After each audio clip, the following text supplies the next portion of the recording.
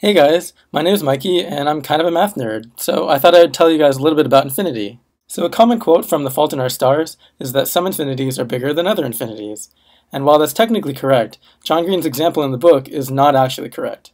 So I'll tell you guys how to actually show whether two infinite sets are of the same size or not. The short mathematical answer is that two sets have the same size if there's a bijection between them, and if you can't form a bijection between them, then they don't have the same size. A bijection is basically a two-way mapping that pairs off every object in one set with a single object in another set and vice versa. As a super easy example, the set of numbers 1, 2, 3 has the same size as the set of letters A, B, C, because you can just map 1 to A, 2 to B, and 3 to C. Or you can make a secret code by mapping the numbers to the letters in reverse order, like 1 to Z, 2 to Y, 3 to X, and so on. You could write a secret message in numbers, and all you would need to know is the correspondence between the numbers and the letters to know what this message says. This code only works because you have a bijection.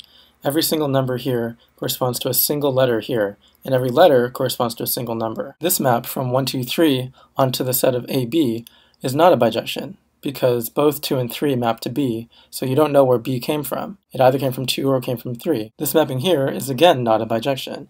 So yeah, A comes from 1 and C comes from 2, but what does B come from? B doesn't have anything over here that is paired to, so it's not a bijection. So for sets with finitely many objects, you can only find a bijection if the two sets have the same number of objects inside. If they have a different number of objects inside, then it will be impossible to find a bijection between them. That makes a lot of sense, right? If you have 20 baseball mitts and 20 baseballs, then you'd be able to match up one baseball with one mitt. But if you have 20 baseball mitts and only 10 baseballs, then not every baseball mitt is going to have a baseball to go with it. This intuition breaks down really fast when you're talking about infinite sets, because the number of objects in a set becomes really vague. So let's consider these two infinite sets. The set in blue is all positive integers, so 1, 2, 3, 4, 5, 6, 7, and so on. And the set in pink are all of the positive even integers, so 2, 4, 6, 8, 10, 12, and so on. So here you're counting by 1, and here you're counting by 2s. So it's very clear that the even integers are actually a subset of this, right? Everything here actually appears in here, but not everything here appears here. Intuitively, because the even integers are just taking every other positive integer, then this set down here only has half the number of objects as this one. The mind-blowing thing about these two sets is that we can actually find a bijection between them. For any positive integer, just multiply it by 2 and get its corresponding even integer. And to get the other side, take any even integer and divide it by 2, and it goes the other way. Because we found a bijection between them, these two sets actually, mathematically speaking, have the same size, as in they have the same number of objects, even though it looks like this one has half the number as this. So we actually need to generalize our definition of what the number of objects is in an infinite set. The cardinality of a set is the number of objects in that set. For a finite set, the cardinality is just the number of objects. So if we're talking about a standard deck of cards, then the set of cards would have a cardinality of 52. The cardinality of the positive integers is said to be Aleph 0. It's just a placeholder for an infinite number that corresponds to the number of objects inside of the positive integers. Two sets have the same cardinality if there's a bijection between them. Since we found a bijection between the positive integers and the positive even integers, that means that the positive even integers have the same cardinality, so the positive even integers also have a cardinality of Aleph 0. An interesting fact about Aleph 0 is that it's the smallest infinite cardinality, or it's the smallest infinity. In other words, there's no infinite set that has a smaller cardinality than Aleph 0. A set is said to be countable if it's either finite or has cardinality of Aleph 0. And if the cardinality is greater than Aleph 0, it's said to be uncountable. Some examples of countable sets are finite sets, positive integers, all integers, positive or negative, all rational numbers, which are fractions, or terminating or repeating decimals, and any infinite subset of a countable set. Some examples of uncountable sets are all irrational numbers, which are all the non-repeating decimals, all real numbers, which are both rational and irrational numbers, all numbers between 0 and 1, and the set of all subsets of positive integers, and we'll get back to this one later. For a bijection between uncountable sets, let's consider all numbers between 0 and 1, and all numbers between 0 and 2. You'll see that this is actually the same bijection that we had earlier when we talked about positive integers and positive even integers. All you have to do is take any number between 0 and 1 and multiply it by 2, and you'll get a number between 0 and 2. And take any number between 0 and 2 and divide it by 2, and you'll get something between 0 and 1. And this defines a bijection, which means that these two intervals, all numbers between 0 and 1 and all numbers between 0 and 2, have the same cardinality. They actually have the same infinite size. In the same way, you can actually show that any interval of non-zero length has the same cardinality as any other interval of any non-zero length. This actually means that all numbers between 0 and 0.00001 has the same cardinality as all numbers between 0 and a trillion, and has the same cardinality as all the real numbers together. But keep in mind that all numbers between 0 and 0.00001 is an uncountable set, which means that it already has a larger cardinality than all integers. So at this point, I've only told you about two different kinds of infinities.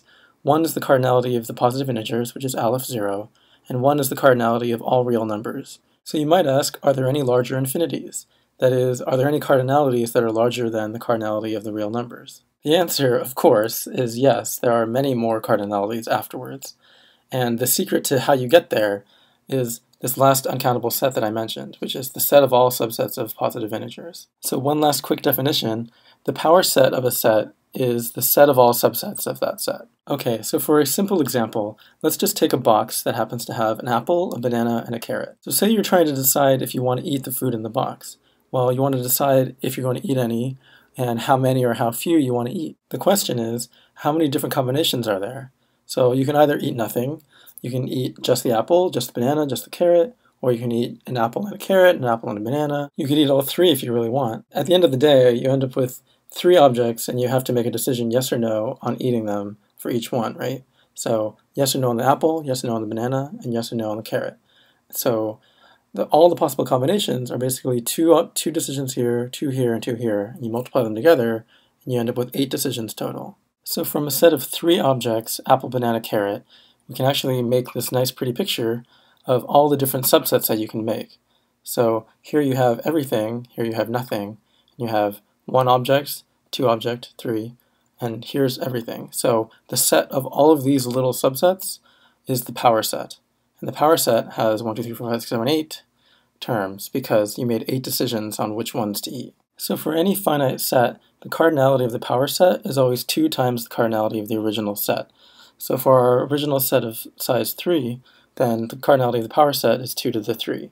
For a cardinality of 10, then you'd have 2 to the 10 in the power set. So it jumps up really, really fast. And it actually generalizes to Aleph 0.